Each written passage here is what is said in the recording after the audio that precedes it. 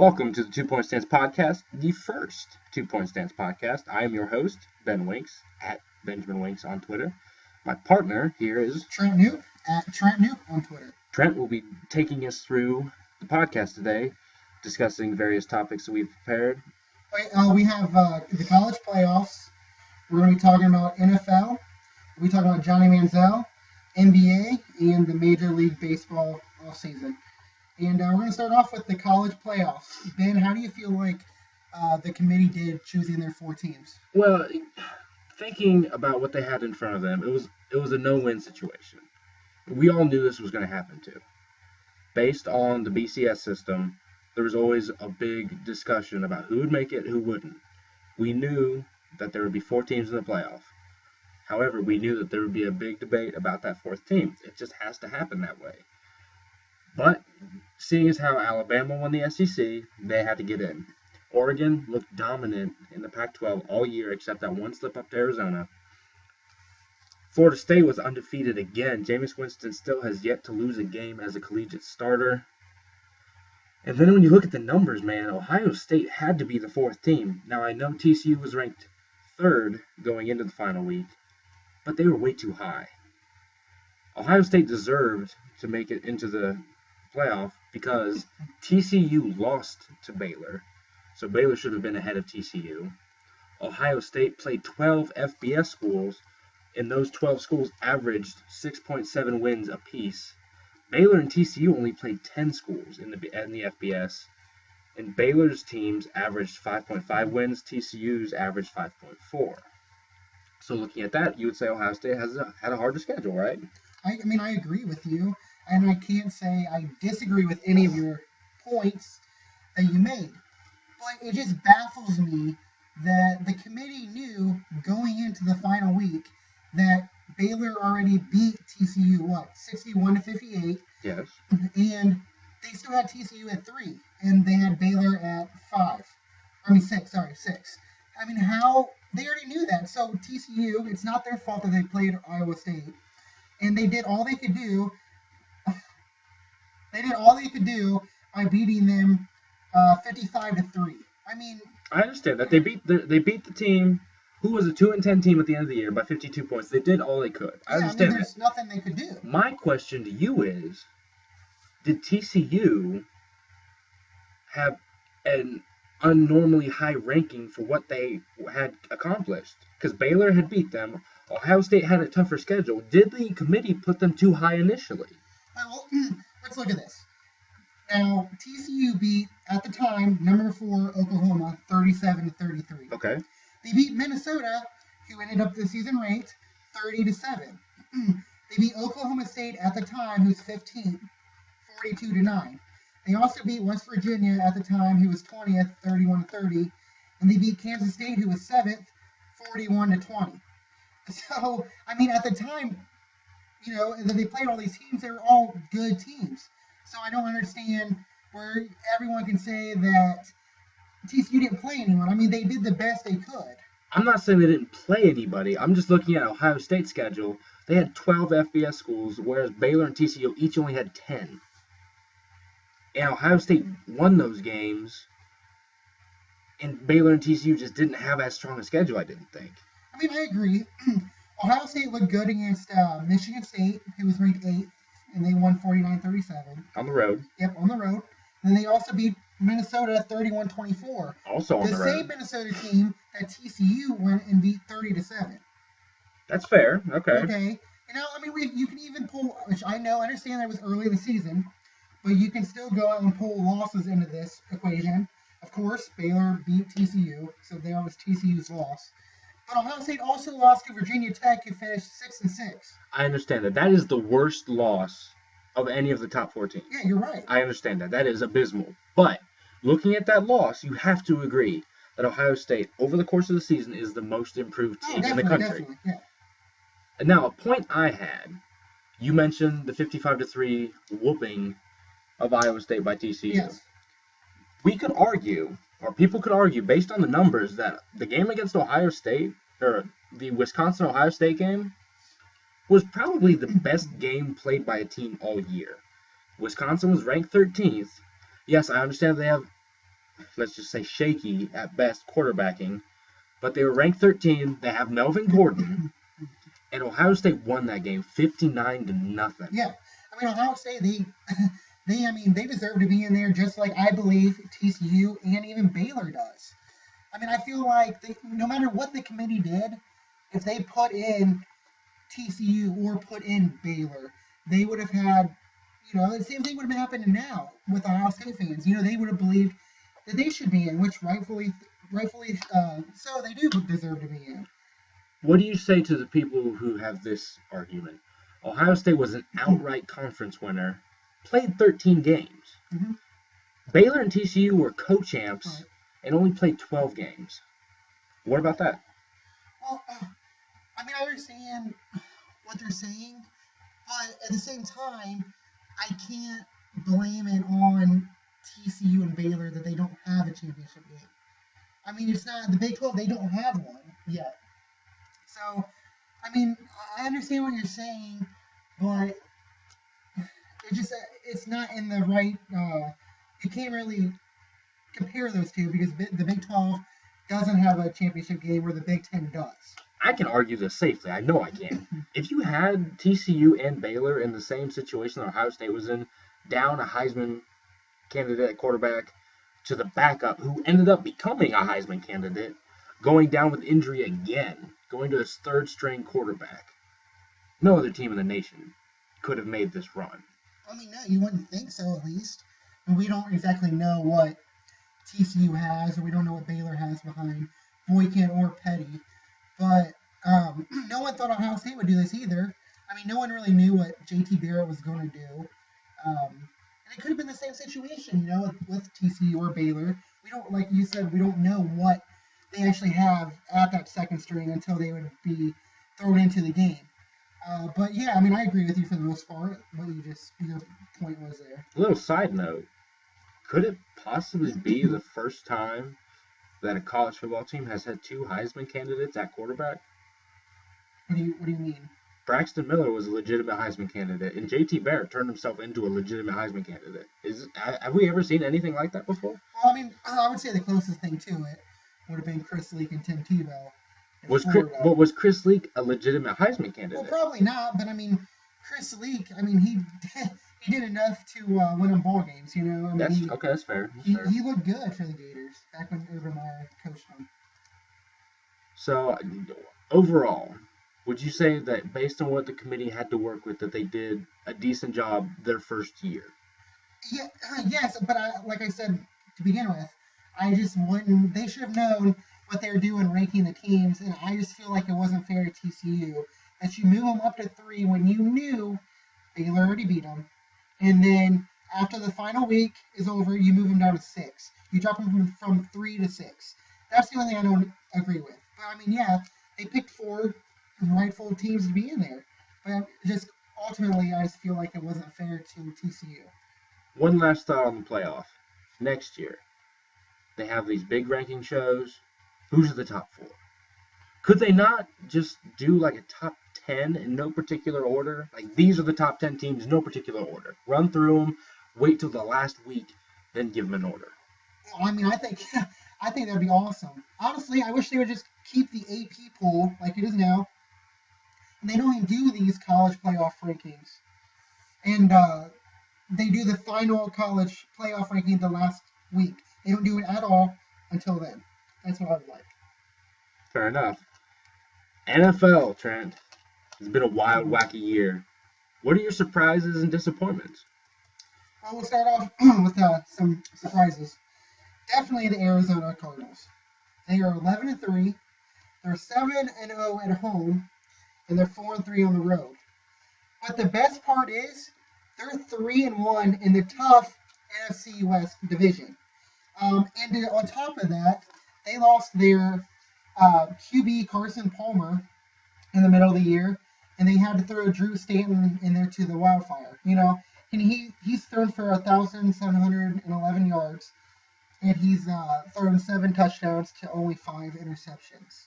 So I would like to say, I mean, with them being in that division, I feel like they've really came out of nowhere and sparked some life into the playoffs. I would have to go with my biggest surprise, and it's kind of a bad one. Where's Jadeveon Clowney been? I mean, he was this man-child at South Carolina. He destroyed that Michigan running back.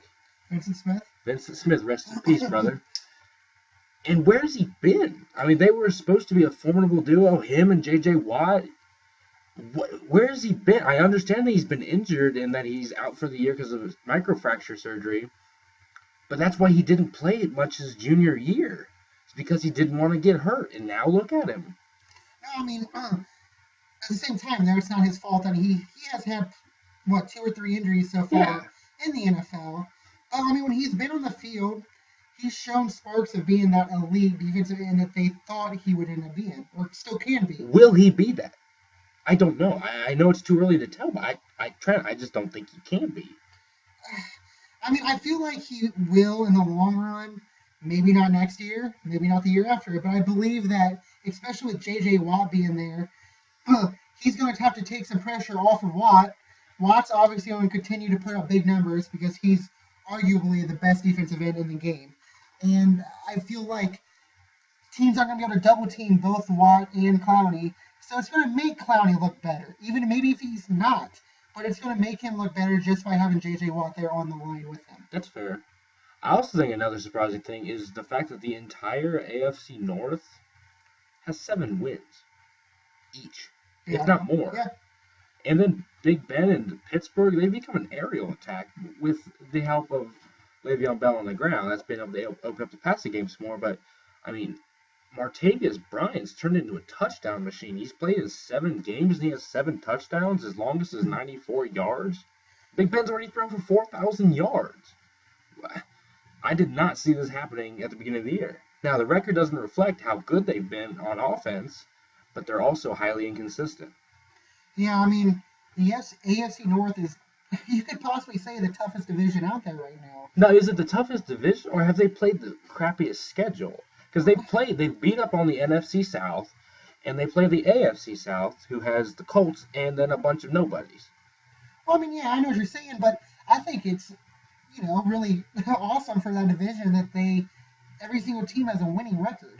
I mean, you can't say that for any other division in the NFL. You can say the opposite about one, but we'll get to that in a minute. Yeah. The Browns, for example, I mean, they weren't supposed to be very good at all this year, and, they've won 7 wins, and that's behind Brian Hoyer, who hasn't looked the best yet. He also hasn't looked consistent. Right. He's looked good in stretches. Especially in the beginning of the season. At the beginning of the year, he was Captain Comeback. Yeah. As of late, he's been Captain Turnover. Yep. Which has prompted the Browns to make an interesting quarterback change. What's a disappointment for you? Well, before that, I want to talk about one more surprise, and that's DeMarco Murray. The guys had over 1,600 yards on the season. Number 2 in the NFL is Pittsburgh's running back Le'Veon Bell with 1,231. That is a huge difference. And DeMarco Murray's career best is 1,100 yards. That was last year. So he's already over 400 yards from that. There's still 3 games left in the season. I think that's remarkable. So DeMarco Murray has 377 yards on Le'Veon Bell, yes. And he's already rushed for almost 500 more yards than ever before. Yes. That's pretty awesome. Is that fishy? Or is that legitimate? What do you mean? I'm not accusing him of taking anything, but I mean, running backs tend not to get better with age, and he seems to be getting better. Well, I mean, how old is DeMarco Murray? Well, he's been around for a while. He's not a spring chicken, that's for sure. No, but I mean, he's not old. He's probably 27. Okay, let's say 26, 27. I mean, that's still a running back's prime. Murray's 26 years old. 26. Yeah. Okay. So that's. So it's not suspicious. No, I mean, he's still technically in his prime. And this is probably the first year he hasn't missed a game due to injury, right? Yeah, I mean, you're right. I think one game maybe he's been taken out. I mean, I just think the guy's running remarkable. He is running hard, and Dallas at the beginning of the year looked unstoppable, except for the 49ers game, but that was an aberration, I think. Disappointments, Trent. Okay. Hit me with them. Well, I have, let's just go ahead and start with the 49ers. This team is supposed to be a Super Bowl contender. They are 7-6.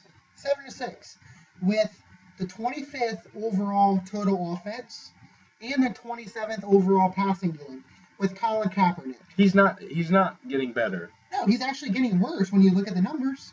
I mean, Harbaugh sat there and got rid of Alex Smith, who was a Charlie check down. Yes, and he was a player-friendly quarterback. I mean, their teammates love the guy. And, of course, Harbaugh drafted Kaepernick. That's who he wanted on his roster, and so that's who he kept. It almost looks like it's going to cost him his job at the same time. How many 1,000-yard receivers are on that team? Vernon Davis, Michael Crabtree, Anquan Bolden, and then Brandon Lloyd, right? Yeah, Brandon Lloyd, which he never plays. No, he's still on the roster, right? That's 4 1,000-yard receivers on the roster. And on top of that, I mean, it's not like they don't have anybody in the backfield. I mean, you got Frank Gore, who's been a Pro Bowler his whole life. And then you got Frank Gore Jr. and Carlos Hyde. Yeah, Carlos Hyde's looked good when he's been in. They're the same person. So it's not like the 49ers don't have anybody for Kaepernick. You know, it's not like he doesn't have any weapons. When in all reality, he has a very good core around him. And like you said, he's getting worse. So is that Harbaugh's fault? Is that Kaepernick's fault? Whose fault is that? I feel like it's more of a combination. I mean, I just don't think that the coaching staff is using Kaepernick properly. They're kind of taking him out of the pistol formation, and that's what Kaepernick ran. They're trying to make him a pocket passer. You're right, exactly. They're trying to make him something he's not. He is. Yeah, you're right. He isn't a pocket passer. No. He's dangerous because he can get outside the pocket. He can create on the run. Yes. He has that run pass option when he breaks the pocket. Right. And if you take that run pass away, all he has to do is pass. Yeah. So he's not as dangerous. Yeah, you're right. I mean, I feel like, and you know, in seriousness, though, it is going to cost Harbaugh his job. He won't be in San Francisco next year. But is that because of Kaepernick, or is that because he's wearing out his welcome? I think it's both. I mean, again, like I said before, the 49ers are supposed to be a championship contending team. When you're 7-6 and most likely won't make the playoffs, it doesn't go good for the coach. But you're right as well. I mean, he's not welcomed, I don't think, there anymore by the management. And he will probably be in Oakland or Michigan maybe next year. So, I don't think he'll be in Michigan. That's a disappointment of another type. But my disappointment of all disappointments is the entire NFC South. Mm-hmm. Every team is below 500. I don't think any of them have more than 5 wins on the year. One of those teams is going to host a first-round playoff game. Yeah, and on top of that, the Saints, they still have the number 3 total offense in the league. That defense is not helping them out at all. Their defense is ranked 31st in the nation. But you know what the funny part is? When was the last time Drew Brees actually had help in the running game? He has Mark Ingram, who's actually looked like that first-round talent that they thought he was going to be. And he's had 810 yards on the year with injured. He's been injured 3 or 4 games all year. So, but when was the last time Drew Brees actually had help at the running position? LaDainian Tomlinson? That, or you could, yeah, you're probably right, LT, back in San Diego. The last time I'd say the Saints have even had a running game was back with Deuce McAllister back in the early 2000s. When they had, in 06, when they had Deuce and then Reggie. Yeah. That was decent. And they had Ricky Williams before that, and he was a good running back. Trent, Ricky Williams wasn't with the Saints at that time? Back in the 2000s, early 2000s. Not with Drew Brees. No, I know that. I'm just saying the Saints in general. Oh, okay. That's fair. Yeah. I'm just saying the Saints have not been known for their running game. No, they've been an aerial attack. Yeah. Because before Brees, you had Aaron Brooks, and he was more of a passing quarterback. Who got inducted into the Saints Ring of Honor this year, I might add. Yes, he did. That's a disappointment in itself, because he wasn't very good. I like Aaron Brooks. He had cannon, that guy. Yeah, he did. He, with him and Joe Horn, like Deuce McAllister, that was a good offense. Anyway, Ben, is there any more disappointments you have? I had the Saints as well as a disappointment. Cordero Patterson has really disappointed me because I thought this year he was going to make that leap. He was not going to be just a punt returner, not just a big play guy. He wasn't just going to run 9 routes. He was going to become that explosive receiver who actually ran routes. Like he was going to become Minnesota's Calvin Johnson. Yes, my Minnesota Vikings drafted him in the first round a couple of seasons ago. And I've seen flashes watching their games of him. He could be a really good receiver. He's behind Charles Johnson on the depth chart right now. How does that happen? Charles Johnson has looked awesome the last 3 games. He's Teddy Bridgewater's go-to guy right now, with him and Greg Jennings both there. I mean, why haven't Bridgewater and Patterson been able to make that connection though? That's what I don't from what it understand. appears like, Patterson isn't very good as a route running yet. That's really what he needs to work on to become that, So he's next still an level. athlete. Yes. Right now, he's just an athlete. Exactly. I mean, Okay. he's still that punt returner, kick returner player that you were talking about, and he just needs to, work on his skills to become the next big thing. Speaking of skills, flashing money signs, I always get people talking, right? Johnny Football starts this weekend for the Cleveland Browns as they take on the Cincinnati Bengals in Cleveland. So he has a friendly crowd to go into, unless they turn on him. I don't think they will. I think that Johnny Football, while I don't think he'll be impressive, I think he'll look better than Brian Hoyer. Because as of late, Brian Hoyer hasn't done anything but turn over the ball. It's been ridiculous. It seems like he doesn't know what he's doing. He's got happy feet back there in the pocket. Not saying I don't think Johnny Football will. Just call him Manziel. How about that? I think Manziel is going to have happy feet. But he also has the ability to run, and he's slippery. And he has a way of running and avoiding the big hit. Like, I've never seen him get hit with like a cartoon hit where he just blows up. He always has a way of getting the defensive backs and linebackers to hit him at an angle, so it's not square. He doesn't get knocked off his feet; he just falls down. I think he'll be able to make big plays in the passing game because last week, as you saw, an overthrow by Brian Hoyer on Josh Gordon, he made it quite clear on the sidelines that he would not have missed that. Yeah, that was actually very entertaining. But what do you think he's going to do this week? Well, I mean, going back to your point about you think the fans will give him a warm welcome, I believe they're going to be ecstatic to watch Johnny Manziel play. The kid's an athlete. He's a winner. I mean, he's been a winner his whole 2 years he was at Texas A&M. Is Johnny Football mentally ready? Is he ready right now to dissect the defense, to read the defense, to find where the throwing lanes are? And if not, tuck it and run. Is he ready for that? I mean, like almost any rookie quarterback, I believe he's going to make plays, but he's also going to make some mistakes. So, I mean, you're going to have to live with that being a Browns fan for a little bit. But, I mean, I believe that I think he'll do enough to win this game. I'm just going to say it. I think the Browns will win this game. I mean, they have Josh Gordon back, arguably one of the best receivers in the game. They have him back. Manziel's going to make some plays. It's going to be his new Mike Evans. A better Mike Evans.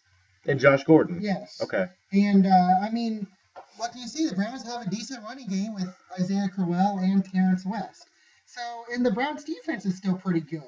So I believe they're going to shut down Andy Dalton for the most part. And Manziel will make enough plays to win the game. I fully believe that. I was going to say, I think that's a good point. I think because this is his first start since his days at Texas A&M, I think he's going to make enough plays to help the offense win the game. But this game is going to the Browns will rely on their defense to win this game. Definitely. The defense will have to shut down the Bengals offense, which hasn't looked hard in the last couple weeks, especially when the Browns played it, because out of all the teams, the Browns have obliterated the Bengals this season. But I think big plays are a possibility both ways. I think Johnny has the opportunity to make really big plays on offense in the passing game and the running game, but because it's his first start, I would not be surprised to see some bad interceptions or possible turnovers if he fumbles. Yeah, I mean, I agree. I believe he will have at least one turnover, if not more. But like I said, I believe he'll also make enough plays to ultimately win the game. And, I'm going to say Browns win 24-20. Browns are going to beat the Bengals. I think it's going to be a slug out 17-13. Okay. Browns winning? Browns winning. Okay. Now, this is my topic. Love this. I've been looking at my preview that I wrote for the NBA, which you can find on our blog, 2 Point Stance on WordPress. I made a preview for the NBA season. And to be truthfully honest, I did a terrible job. At least I took some notes. I read through my preview. I looked at all the teams' records. Here's how it breaks down. I was way off on the Knicks. Had them making the playoffs at 45 and 37. No, they are awful. Melo looks bad. Let's talk about the Knicks real quick. They look awful.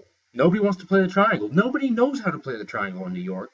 Derek Fisher's a puppet. Phil Jackson doesn't want anything to do with them. He's still staying in L.A. with Jeannie.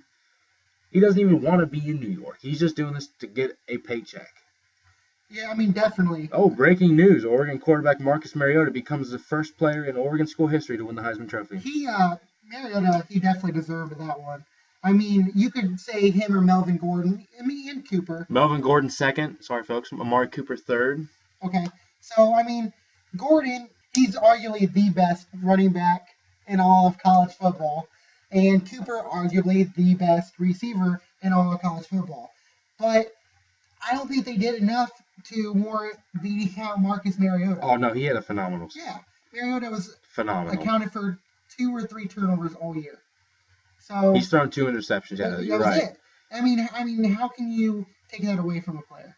I don't know. Back to the Knicks, though. Breaking news segment's over. Trent, what do you think about the Knicks? Well, I mean, I'm still not going to say Fisher is not going to be a good coach. But the problem with the Knicks, I believe, all stems from my boy, Carmelo Anthony. As much as I like Carmelo, he needs to learn to play more team basketball. He has to learn to want to play the triangle.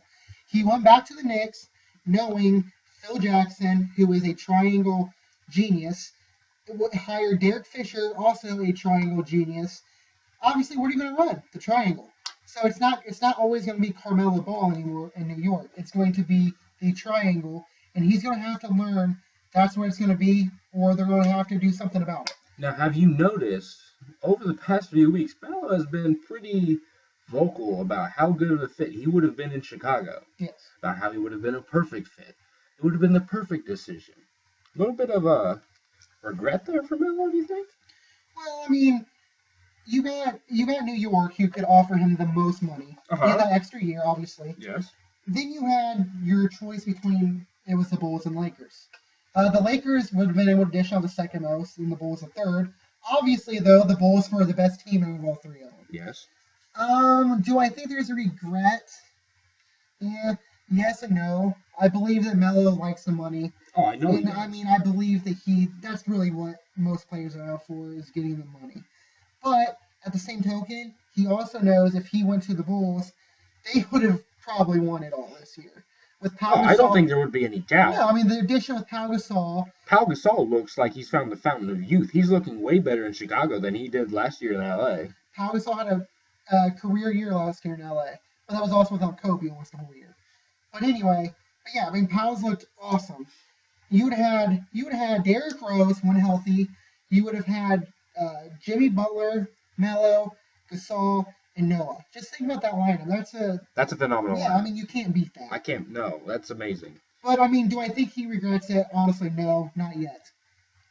I think I was right on the Raptors, though. I had them at 50 and 32, winning the Atlantic.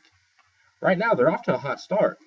The only team that they look kind of iffy against has been the Cavaliers as of late, but that's not anything to sneeze at. The Raptors are looking like a legitimate team in the East, and they'll be even better once they get DeMar DeRozan back. You know, it's hard to really judge any team right now in the East. I mean, I know the Raptors look like they're good, but let's be honest, the East is not very good. No, the East is they're really bad. But yeah, I mean, I agree, the Raptors are good, so let's just see what happens later on in the year with them. I mean, they have a good core, and Kyle Lowry, who they re-signed. They have DeMar DeRozan, he's still injured, but he'll be back. And they have Jonas Valanciunas. I mean, it's a good core that they have there. Young core. Yes, a very good core. Speaking of a good young core, the Bucks. I was way off on the Bucks. I had them at 24 and 58, finishing last. Now, I don't think they'll make the playoffs, but they're looking way better than I thought they would. Well, you never know about that East. I mean, the Bucks definitely could slip in there at the 6th, 7th, or 8th seed, honestly. But you know what I think's interesting? Jason Kidd. Maybe he is maybe he really is that coach that they needed. I mean, he gives them more philosophy there. He's dealing with a younger crowd. I think they look up to him. I mean, half those players like Jabari Parker, they looked up to Jason Kidd. Exactly. So I mean, I think that Jason Kidd finally found a good home. And if you look at the Nets this year, they've actually regressed. Now I understand they lost Paul Pierce, but they've And actually their big guy, regressed. Brooke Lopez, has been injured. He was injured last year too. Yeah, you're right. But like you said, they lost Paul Pierce, and on top of that, they still have their big guy injured. I was way off on the Pistons. They've won a grand total of about 3 games this year. Yeah. Stan Van Gundy is miserable, but he is making $7 million a year. So how miserable is he? Really? Monetarily, not really. On the court, so miserable. I was never a big Stan Van Gundy fan to begin with. I know he had some good teams in Orlando, but let's look at it. I mean, in Orlando, you had Dwight Howard at that time was the best big man in the game. And then around him, you had 4 3-point shooters in at all times. So they spaced the floor for Dwight to get all those offensive rebounds, which it was a genius move. But it's not going to be the same here in Detroit. I mean, Josh Smith, overrated. Oh, man, Josh Smith is I mean, bad. I think they have a good duo in Drummond and Greg Monroe. Josh Smith is sorry, bro. Yeah. Sorry. But it's just not gonna work in Detroit unless they make some huge moves, and I don't see that happening. Now, do you think that they'll be this bad for a while? Because I think Andre Drummond will develop into a very good center, and I think Stan Van Gundy will do his best to get shooting around Andre Drummond. However, I don't know. I don't think they'll ever be what Orlando was, because I don't think Andre Drummond is anything close to Dwight Howard. Yeah, Dwight Howard is a physical freak. Yeah, I mean, that's Drummond. I mean, he can establish maybe that second tier of centers in the NBA, but I don't see him getting any higher than that. I don't see him being a Dwight Howard or DeMarcus Cousins. I don't see that happening. And at the same time, they're not going to be able to re-sign Greg Monroe next year. Monroe's going to be walking. He's going to be getting a payday. So they're going to be losing more talent. Most likely, they're going to get rid of Brandon Jennings. They're going to get rid of that contract. I don't think they'll miss him. Oh, I don't either. But I don't know exactly what they're going to get to replace him. Okay. I just feel like the Pistons are going to be a sorry team for a while now. I think they'll be like the Hawks of last decade, stuck in mediocrity. Yeah. Continuously. Yeah, I agree. Now, the Bulls had them at 56-26. I think it's pretty close. Yep. I think that's what they'll be. Yep. I think I'm right about the Cavs. They're starting off slow, but once they develop that team chemistry, now I don't think they'll win 64 games. That might have been a little bit optimistic. But I still think they'll win the top seed in the East. I still see the Cavs being the second or third seed in the East behind the Bulls and Washington. And that'll give them first round home court. That's all they need. That's all they need. And I mean, the way I feel about the Cavs is you have the best player in the NBA in LeBron James. Mm-hmm. You have a really, really good point guard in Kyrie Irving. Yeah. And you have a good player in Kevin Love. Now, here's my problem with the whole situation. Kevin Love, in my opinion, needs to learn that he's probably the third option now in Cleveland. He was on a bad team for a while in Minnesota, and he was the only guy there. Yes. And, I mean, I feel like the reason why the Cavs had that rough start was because it was hard for Love to realize that's really what he is now. He's the third option. The reason why the Kevin Love started so slow was because they weren't getting him the ball in the paint. 46% of his shots were coming from the three-point line. But was that the team's fault or was that Kevin Love's fault? Well, I don't know. As of late, they've been making a concerted effort to get Kevin Love started in the first quarter. He's had some really big games in the first quarter as of late. Yes. And they've been started by him getting to go to work in the paint. Yes. Scoring down low as opposed to outside. Now, when he starts scoring down low, they have to respect that, so he moves outside. Yeah. So I don't know. I think that they'll develop their team chemistry, and I think it will all be fine. However, I don't think everything will be fine in Charlotte. I have no idea what's going on there. Lance Stevenson has not been the signing I thought he was going to be. They look awful. Charlotte, who made the playoffs for the first time last year. I mean, everyone. Second time last year. Second time, yeah. They really thought with the signing of Lance Stevenson, you still have Kemba Walker, who really made himself known as a really good point guard. You got Al Jefferson there. When they signed Lance Stevenson, they're thinking, we're going to be top 4 seed possibly, there. At the time, you had to think that was going to put you over the top if you were in the Charlotte. But now Charlotte's won 6 games all year. 6 games. I mean, there's not. I just don't see them really making that stride this year. And the Heat, I thought that they would be serviceable, but without Dwayne Wade, they don't have anybody. No, I mean, Bosch is definitely by far and away, I believe, the number 1 there. Oh, without a doubt. But Bosch can't do it on his own, just like in Toronto. He needs a little bit of help, and the help is Dwayne Wade. Like you said, when Dwayne Wade's not playing, they have no offense. I mean, they have Sean Williams, they have Norris Cole, Shabazz Napier, who just got sent to the D-League. Yes.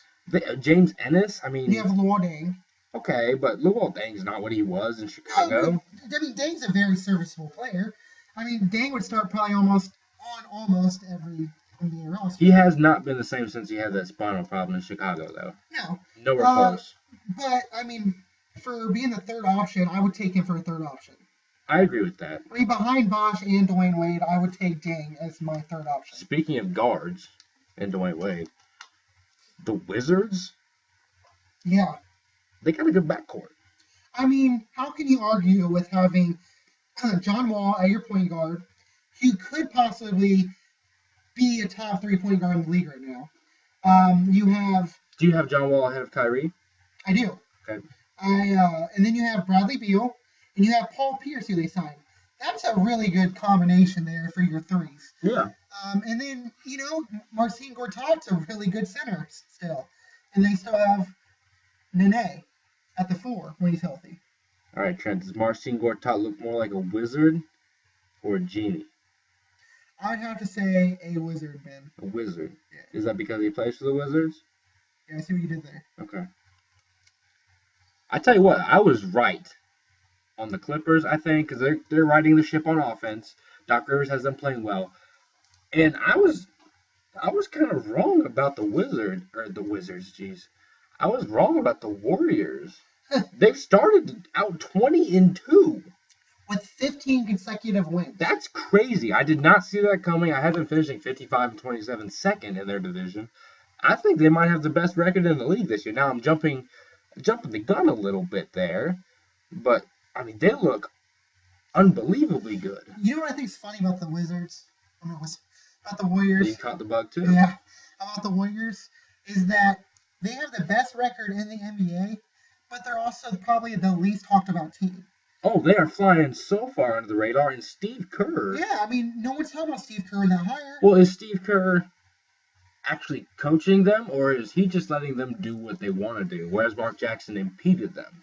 Well, I mean, it's hard for me to believe a team can be, 20-2 and have no coaching. I understand that. I believe Kerr is doing a good job, but he also inherited a team with Steph Curry and Klay Thompson. There's so much talent on that team. Yeah. And they haven't even had much production out of David Lee yet this year. Lee's played, 2 or 3 games all year due to injury. Yeah.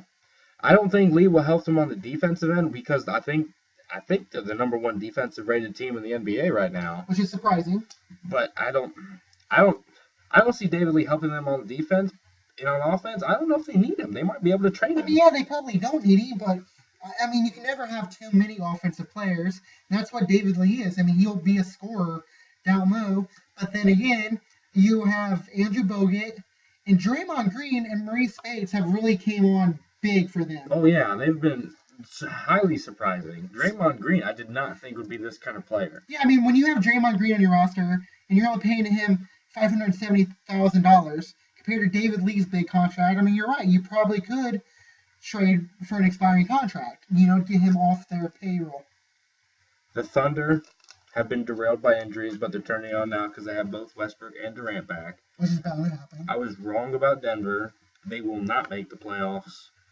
I was wrong on Portland. I thought that they'd regress this year. They look really good. They do. Damian Lillard's a really good point guard. LaMarcus Aldridge is arguably the top 3. He's a top 3 power forward for sure. Can we go back to the Denver one real quick? Yeah, why? What do you think of Brian Shaw? Do you think Brian Shaw is a good coach? No. I don't either. I mean, Brian Shaw's problem is Kenneth Faried, I believe, is a really good, not really good, but he's a up-and-coming really good player. Let's put it that way. And He's a quality big man. Yeah, quality. Let's go with that. But anyway,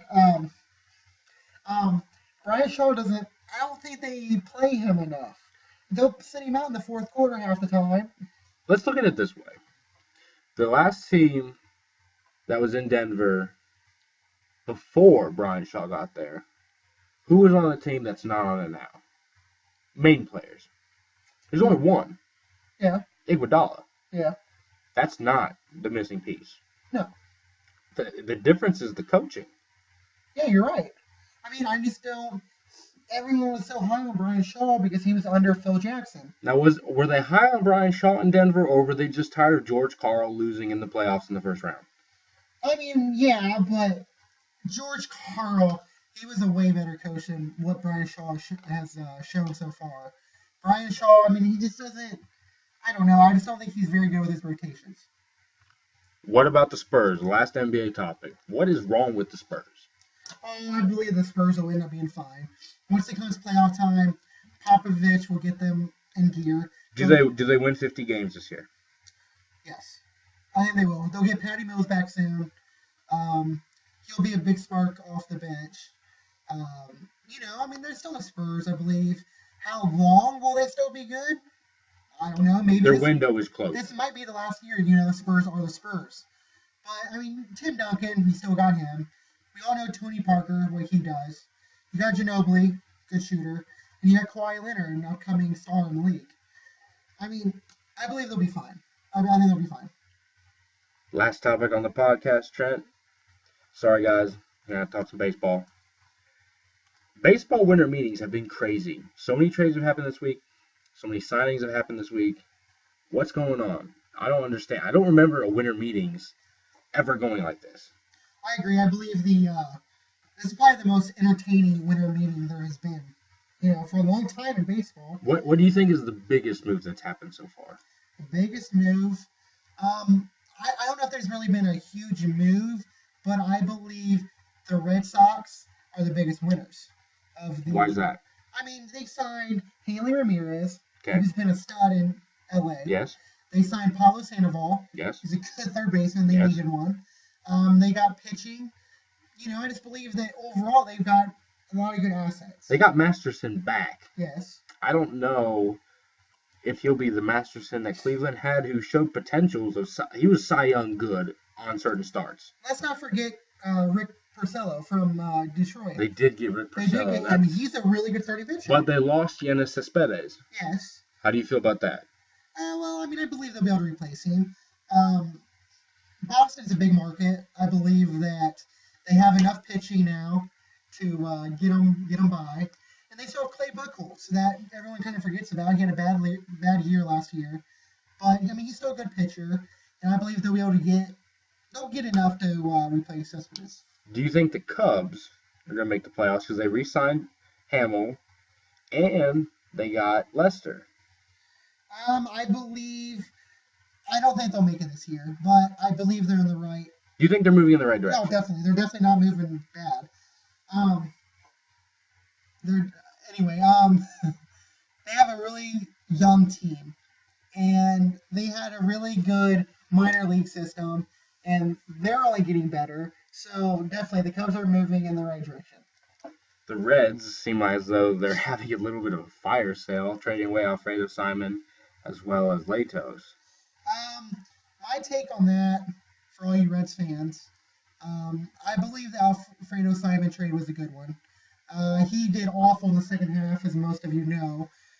We did get the number one prospect for Detroit in pitching. We also got a young, good shortstop out of it. Now, the Latos deal... You guys, the Reds did not receive anything.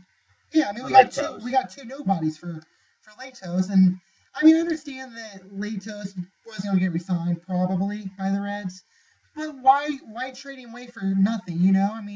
I would take him for another year in hopes that you can make a run through the playoffs. But obviously, Jocketty has something different in mind, and we'll have to see what happens with that. Well, so we got the baseball winter meetings. I'm sure the baseball offseasons will continue to be wacky.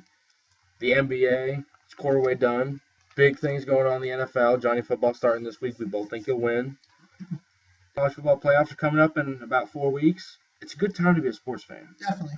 And tweet us or Facebook us any topics you'd like on here for our next podcast.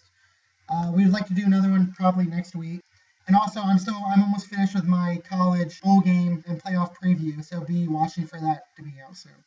Look for new stuff on the website. Send us your comments, your topics, anything you want to tell us. Email us at 2pointstance@gmail.com. That's 2, the word point, the word stance, all one word, at gmail.com. Follow us on Twitter, as Trent said.